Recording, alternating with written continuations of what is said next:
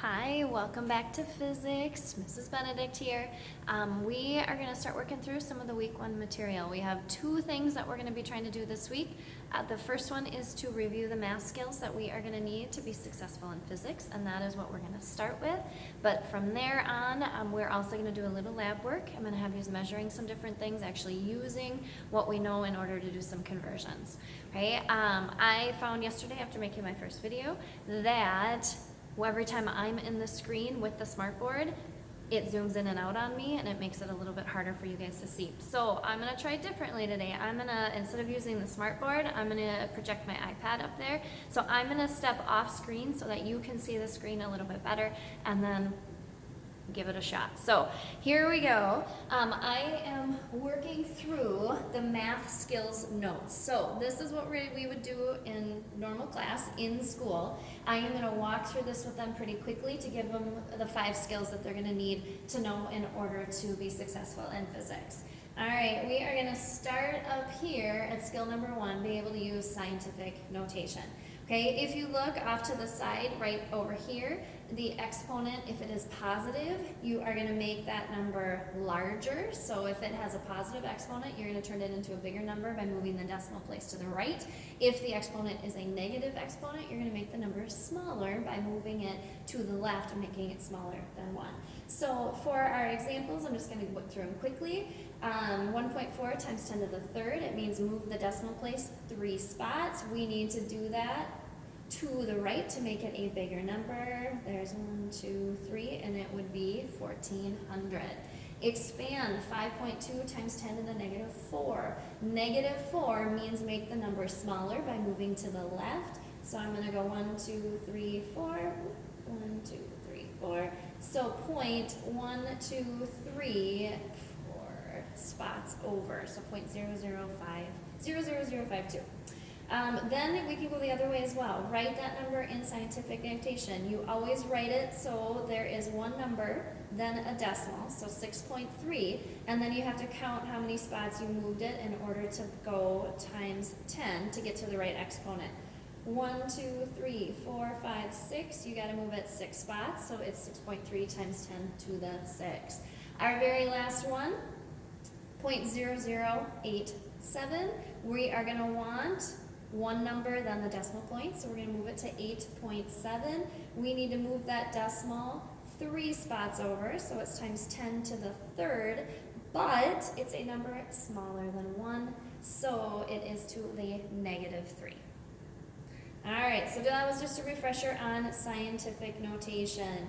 From there, we have to be able to do a little bit of trigonometry. So we have to be able to solve for both an angle and we have to be able to use the Pythagorean theorem, a squared plus b squared equals c squared. Okay, please, please, please check your calculator. Make sure it is in degree mode. It has to be in degree mode, and a lot of times for math you need it in something else. So check that out for me. For this one right here, if the cosine of angle B is equal to 4 divided by 7, what is B? Anytime you are trying to solve for an angle, you have to use the inverse function. So typing that into your calculator, you have to use the inverse cosine, which means you have to hit the second key and then the cosine key. So you hit second cosine and type in 4 divided by 7. When you do that, you get 55.15 degrees. So anytime trying to solve for an actual angle, you have to use the inverse button. When using the Pythagorean theorem, just a reminder that the hypotenuse is c. So our hypotenuse is equal to 14, so that goes in place of c. We have 9, and then we have x. We're solving for x. 9 squared plus x squared would equal 14 squared. I have to then subtract away, and my final thing I have to do in order to get x squared, just x, I have to square root it, and when I do that, I get 10.7. Alright, you do need to know your basic metric prefixes. These are going to be the ones that we use all of the time. The ones that are starred are ones you might not be as familiar with. You probably have used a kilometer and a meter into centimeters and so forth. There's 1,000 meters for every 1 kilometer, 1 meter, there's 100 centimeters. But the ones from English to metric system, those aren't quite as, we don't use them quite as often, but in physics we use them all the time. So in 1 inch, there's 2.54 centimeters. We use it all the time, 1609 meters for every 1 mile. 1 meter is not 3 feet, it is 3.28 feet. And then heading over into the mass, we will use 1,000 grams in a kilogram, but more often than not, we use 2.2 pounds for every 1 kilogram to get from the English system of pounds into the metric system of kilograms. And then finally, for time, to avoid going through minutes, we will use seconds. There are 3,600 seconds in an hour. Okay, once again, you won't have to memorize these. These are on your equation sheet that you'll have picked up this last week. They are things that you're going to use all the time. So it does help if you start to memorize them a little bit, just so that you don't have to constantly look them up. All right, we are going to start down here, and we're going to do a couple conversions together. So going from meters to miles or pounds to kilograms, we are going to use those conversion factors up at the top in order to find the correct answers. So I'm going to start with 3A. I gave you an example up at top for you to follow, but we're going to start working one out. All right, I know people do this 2 ways. Here's how I set up any type of conversion. Whatever you have, I just write up at the top, and then I give myself space times a line to make my conversion factor. Other people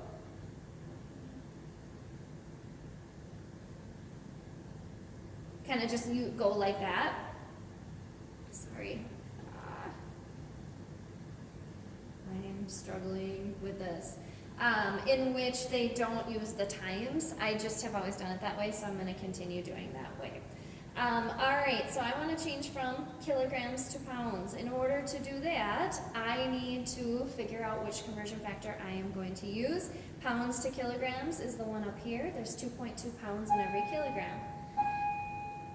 I need to know, does the 2.2 go on the top or does it go on the bottom? The only way to figure that out is to actually look at what you start with. We have kilograms, which means I want to get rid of kilograms. I need to cancel it out. I have 1 on the top, so automatically kilograms has to go on the bottom. 1 on top, 1 on bottom means kilograms are going to cancel. For every 1 kilogram, there's 2.2 pounds. For a conversion factor, you always multiply across the top and then divide by anything on the bottom. So across the top, I have 46 times 2.2. I hit enter. I would divide by 1. You don't have to do that. So it is about 101.2 pounds. Please put your answers in a box for me. It just makes it so much easier for me to find it at the end. Okay? From here, let's try the next one. Let me just erase this line right there. All right, I have 23 centimeters. Okay, I need to change that into feet. As I look at my conversion factors up there at the top, I don't know how many centimeters are in a foot, but I do know that there are 3.28 feet in a meter, and I know that there's 100 centimeters in a meter. So what I have here is a 2-step conversion. All right, I am going to start here. I have centimeters, which means automatically centimeters have to go to the bottom. For every 1 meter, there are 100 centimeters. Centimeters are going to cancel out. I am going to turn that into meters, but I am not quite done yet. I don't want to be in meters, I want to be in feet. You can stop and get an answer here, but I just suggest you go all the way through. I have meters on the top, which means meters have to go on the bottom. I want to change that into feet. For every 1 meter, there's 3.28 feet. When I multiply across the top, I take 23 times 1 times 3.28. I hit enter. I have to divide by all the numbers on the bottom. I got 100 on the bottom this time, so I then have to divide by 100. When I do that, I'm just going to round to 2 decimals. I get about 0.75 feet. Let's slide over. There we go.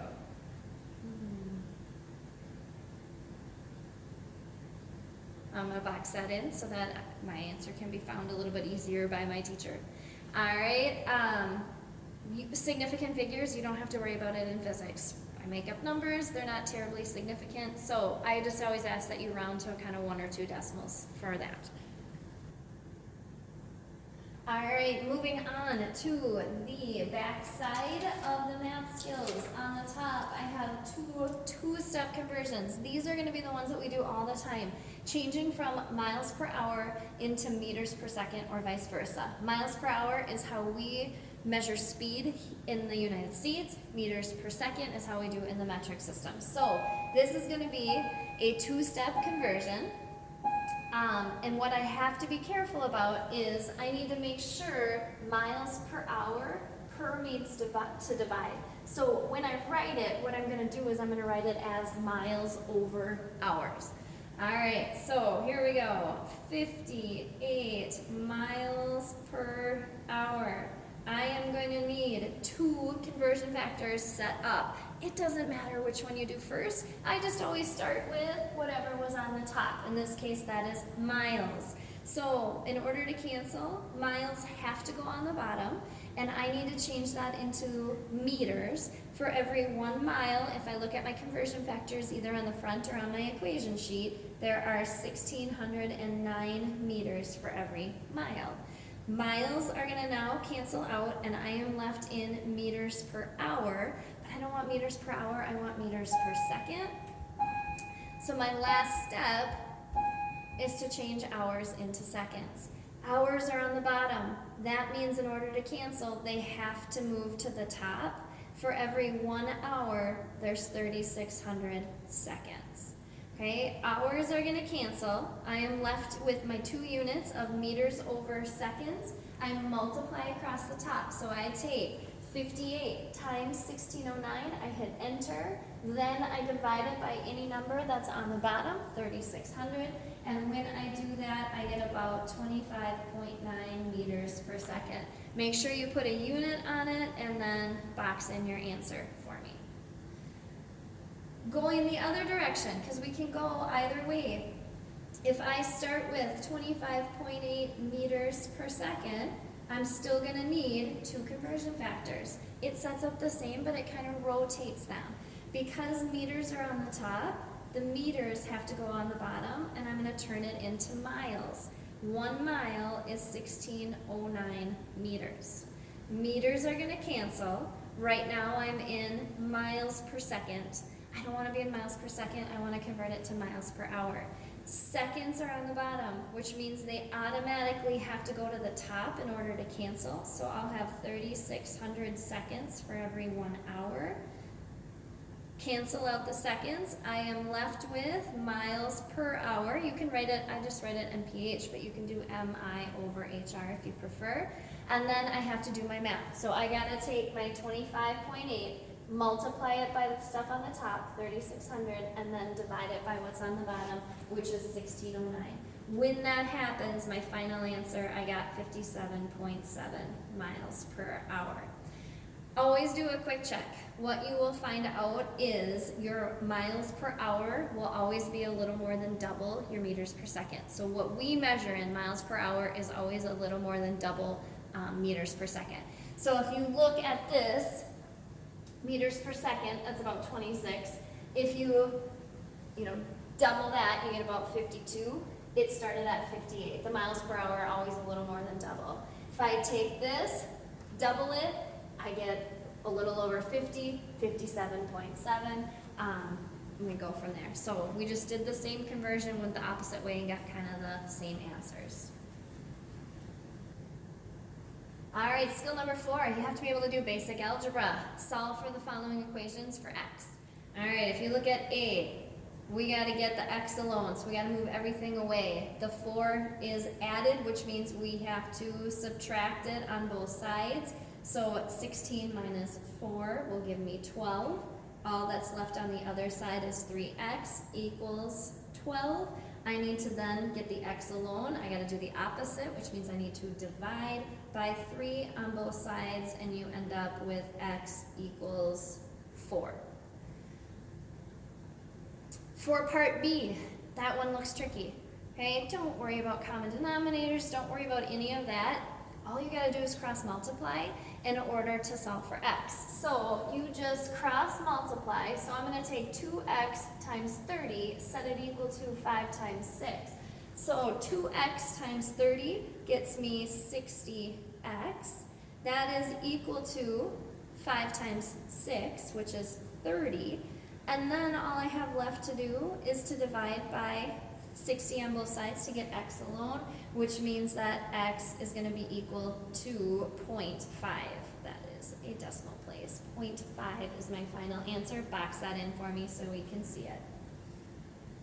All right, our last skill that we're going to be looking at is knowing the different variables that we're going to be using in physics, and we're going to use them a ton next week in lab as well. So these are the 4 things that we have to be familiar with in what they are measured in and what they mean. Time, how long something takes, is measured in seconds in physics. Distance, how far an object travels, is measured in meters in physics. We don't use feet, we don't use inches, we use meters and centimeters. Velocity, how fast an object is traveling, that is in meters per second. And acceleration is the change of the velocity divided by time. So you have to take velocity and then divide it by time. So you have meters per second, which is the same as meters per second squared. All right, these are the things that you are going to need to feel comfortable with. You are going to need to learn the variable, the unit it's measured in, and we'll just be using the abbreviation of the units. Okay, so this column right here and this column right here, those are the things that you are going to have to memorize so that you know how to use them as we head into equations in another week or so. Okay, horizontal distance, horizontal is always in the x. Delta means change in, so this means change in horizontal distance. Okay, vertical distance, up and down, vertical is y, so delta y means the change in vertical distance. We just shorten it to vertical distance.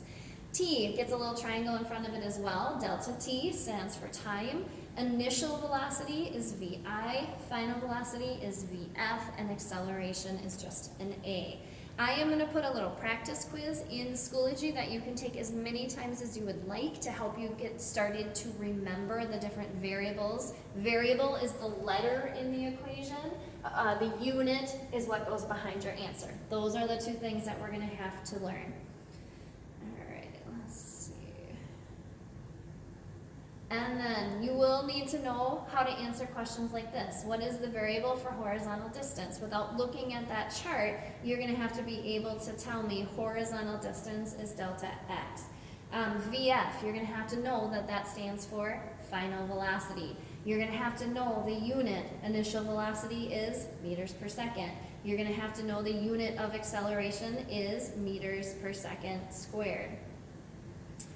And then the last kind of piece that you're going to have to be able to do is take the units and be able to work them just like numbers. So know that variables work just like numbers when you're multiplying and dividing them. So if we take velocity, which is meters per second, and we multiply it by time, which is in seconds, we will get a number, but we can also do the same things with the units. If you have one variable on top and on the bottom, like seconds here, there's one on top, one on bottom, they are going to cancel out and you're going to be left with just meters, which is used to measure distance. So if you take velocity and multiply it by time, you are going to be left with distance, and you can tell that using the units.